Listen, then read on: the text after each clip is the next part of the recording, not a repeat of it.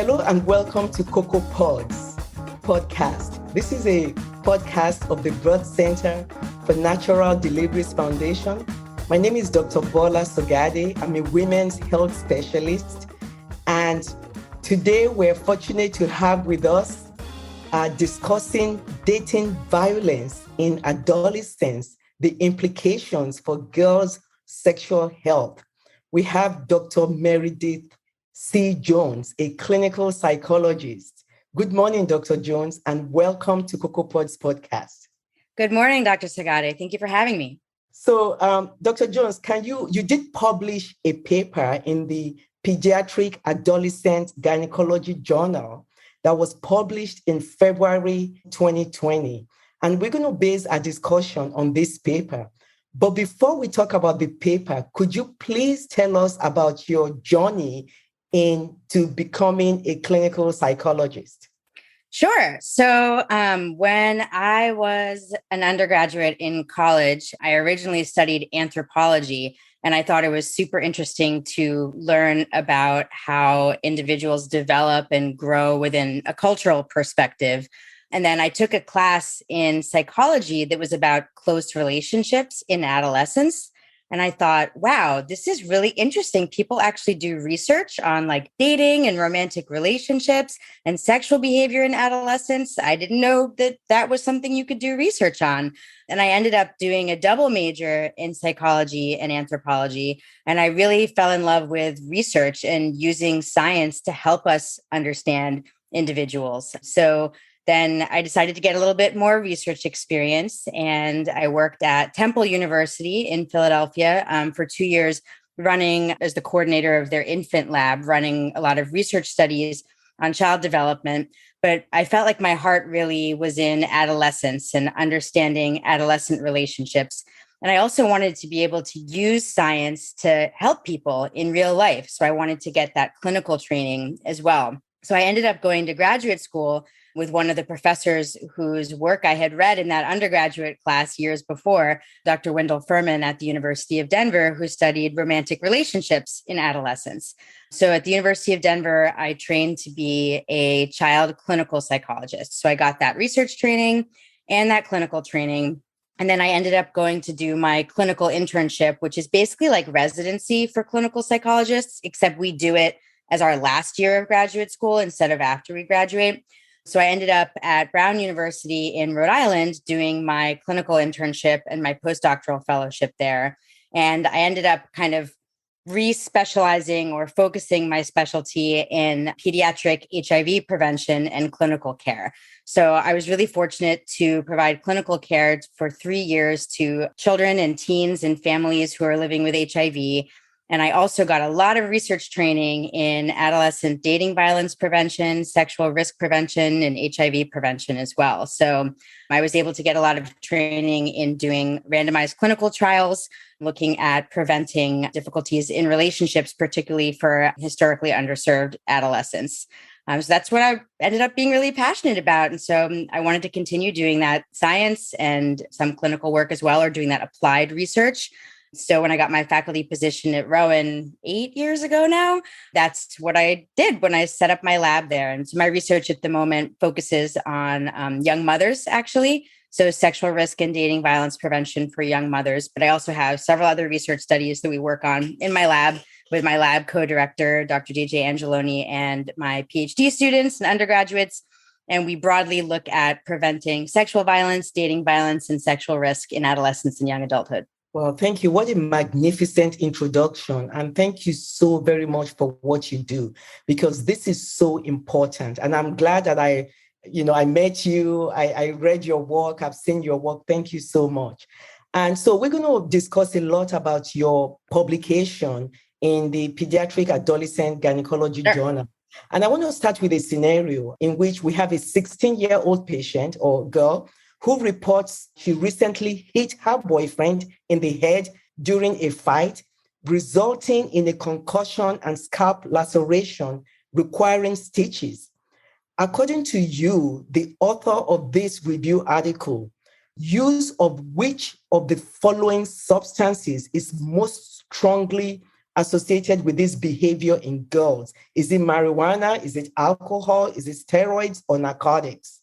Great question. So we know that substance use is a risk factor for dating violence, perpetration, and victimization. So I would say it doesn't necessarily have to involve substance use, but if I had to choose one of those, I would probably say alcohol, just because that's going to be more commonly used by adolescents and adolescent girls in particular, in comparison with steroids or narcotics. And obviously, alcohol results in impaired judgment and difficulties with emotion regulation. And we know that's a big risk factor for severe dating violence, physical dating violence perpetration for adolescents of all genders. So I would pick that one if I had to pick one, but it really could be any and all of the above or no substance at all.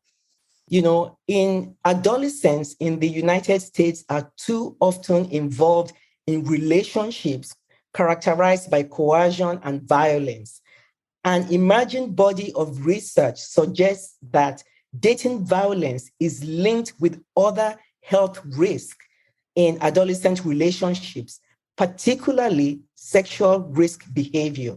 The confluence of risks conferred by dating violence and sexual risk behavior are particularly acute for adolescent girls. So myself as an adolescent gynecology provider, I need to understand the nature of dating violence in adolescents and the ways in which dating violence and sexual risk behavior are mutually influential. So, Dr. Jones, how do you define the term dating violence? So, there are lots of different terms that folks use, particularly if you read the scientific literature, including adolescent dating violence, adolescent relationship abuse, or even intimate partner violence. That's more commonly used for adults. But I tend to use the Centers for Disease Control and Prevention definitions. So the CDC defines physical dating violence as the intentional use of physical force with the potential for causing death, disability, injury, or harm. And that can include coercing somebody to commit physical violence as well. And then they define sexual violence as a sexual act that's committed or attempted by another person without consent, without the freely given consent of the victim, or against someone who is unable to consent or refuse that sexual activity. So, for example, someone who is under the influence of substances like drunk or high, and that includes sexual coercion as well. But the most common type of adolescent dating violence is actually psychological aggression. So the CDC defines that as the use of verbal and nonverbal communication with the intent to either harm another person mentally or emotionally, or exert control over the other person. So either trying to directly harm them or control them in some manner. So those are the types of dating violence that we most commonly study, and we've conceptualized it as a continuum, right? So it's not the dating violence Olympics, like one person's psychological aggression could be worse than another person's physical dating violence experience as the victim. But in general, we conceptualize it as a continuum from like verbal and emotional aggression all the way to physical and sexual violence. But any one instance for any one individual could vary in terms of its intensity and its impact on the person.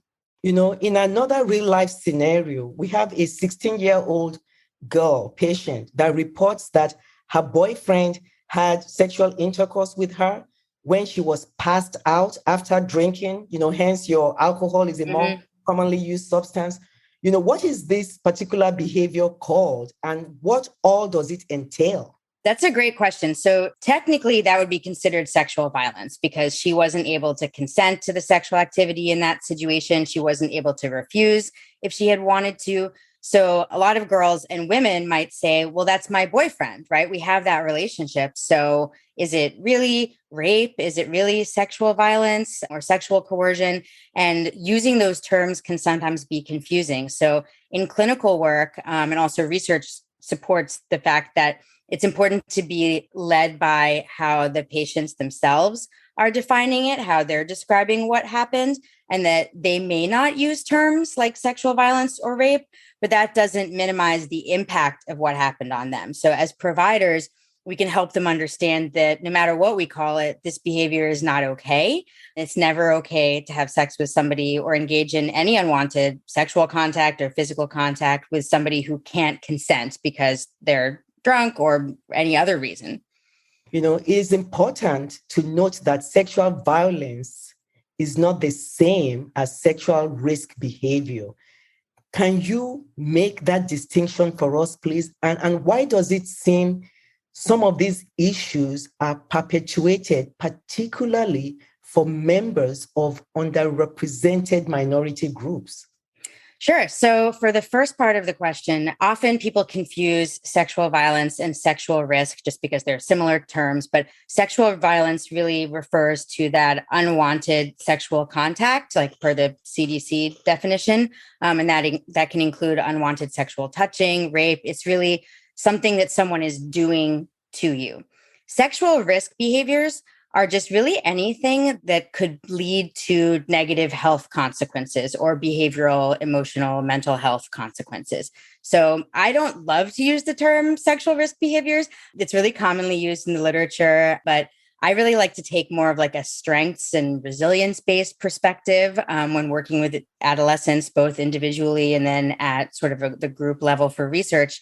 But that being said, sexual risk behaviors can include not using condoms or not using them consistently, not using any other form of contraception. It could be having multiple sexual partners, could be using substances in the context of sexual activity. It's really anything that could increase your risk of unwanted health consequences. So sexually transmitted infections, including HIV, unintended pregnancy. It's sort of any behavior that could increase your risk of health consequences. So it really depends on the context as well. So historically, some researchers would measure any kind of sexual behavior as a sexual risk behavior. But an adolescent who's in a monogamous relationship and they're consistently using contraception and condoms, like that's not necessarily risky in and of itself. If that were an adult, if they were married, like people wouldn't generally consider that sexual risk behavior. So I think it's really important to have like a healthy developmental perspective on sexual behavior in adolescence as well. We know that sex is normative and sexual behavior is pretty normal in adolescence, particularly for older adolescents. So I try to be careful not to like pathologize any kind of sexual behavior in adolescence. It's not necessarily bad. It's more about, okay, let's weigh the pros and cons here. Like, what are the risks of the behavior that you're engaging in and take a harm reduction approach? So how can we help you make decisions that are going to protect your health, or in the case of young moms that I work with, your health and the health of your children? So another real life scenario here, because I'm actively in gynecologic practice, there is a 17-year-old patient that asks me, her OBGYN, to cut her intrauterine device threads, that is her IUD threads, to cut it short so that her boyfriend cannot feel them because he doesn't allow her to use contraception, some form of birth control. Mm-hmm. What is this boyfriend's behavior an example of? So that would be an example of what we call reproductive coercion. So it's actually a form of psychological aggression where you're basically trying to control the reproductive power or someone's ability to choose when and how they have children in a relationship. And that's something that we do see in adolescence for sure. And it can be particularly common when adolescents have older partners. This is something that we hear a lot from young mothers. For example, they might say, well, I have a baby with my previous partner, and now I have a new partner, and I feel like I should give him a baby as well. And he wants me to have a baby by him so that, we have that connection that I have with my ex. So there's all different kinds of reproductive coercion. This is a super interesting example that you provide because, first of all, a lot of kudos to this adolescent for having an IUD, because as you know better than I do, that's like not the most common form of birth control in adolescence. And a lot of adolescents don't even know about IUDs. So that's awesome. That's the method that she's using. However, a lot of folks of all ages do worry that their partner might feel the threads of the IUD during intercourse. So I can understand this young woman's concern. It would be great if she told you that before you inserted the IUD, so you could talk about other forms of long-acting reversible contraception, perhaps. But, I would encourage using condoms because Obviously, that prevents STIs as well as pregnancy. And maybe that would reduce the risk of them feeling it as well. But I think that that patient expressing that concern would really be a doorway into a conversation about what her relationship is like with her partner and how she feels about that, and providing her with resources. I know there's only so much you can do in the context of an OBGYN visit, especially when the focus is on that clinical care. But I think talking about, like that might be something to think about. Is this a healthy relationship for you? And what are you worried might happen if your boyfriend finds out you're using contraception? And why doesn't he want you to use contraception? And just using those open-ended questions and taking that open-minded approach to try to understand what's going on in the patient's life and kind of plant those seeds in her mind for thinking, I wonder if this is a healthy situation for me, and connecting her with resources that she can use to further explore that. So for our listeners out there, we're talking to Dr. Meredith Jones. She's a clinical psychologist, and she has written this fabulous paper about dating violence. And we're talking about the contents of the paper. And also for our listeners out there, an IUD, especially for the young ones, is called an intrauterine device. It's a form of long-acting reversible contraception. So if you don't want to have a baby for a long time, anywhere from 5, 6, 10 years, we put in this intrauterine device. But one of the side effects of cutting the strings short from an OBGYN point of view is at the end of these 5, 6, 7, 10 years, depending on the IUD you use, and when it's time to take it out, at times it's difficult for the obstetric provider to find the string to be able to retrieve the IUD. So you might want to also share that with your boyfriend out there. So Dr. Jones, thank you so much. Now, going back to our next topic, young people usually use the word stalking very freely. But in your world, what does it mean to be stalked? How do you know as a person, as a teenager, as a woman, that you are being stalked? And what should you do?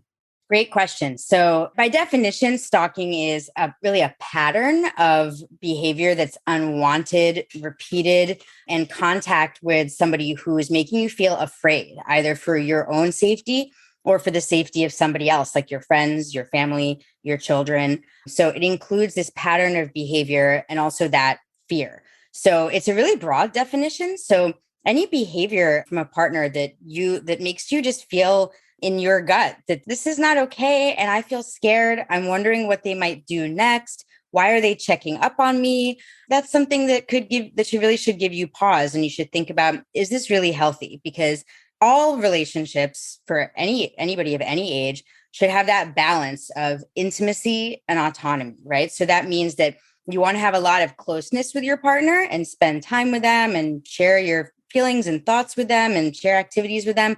But it's also healthy to have alone time, do your own thing with your friends and family, and have some time apart.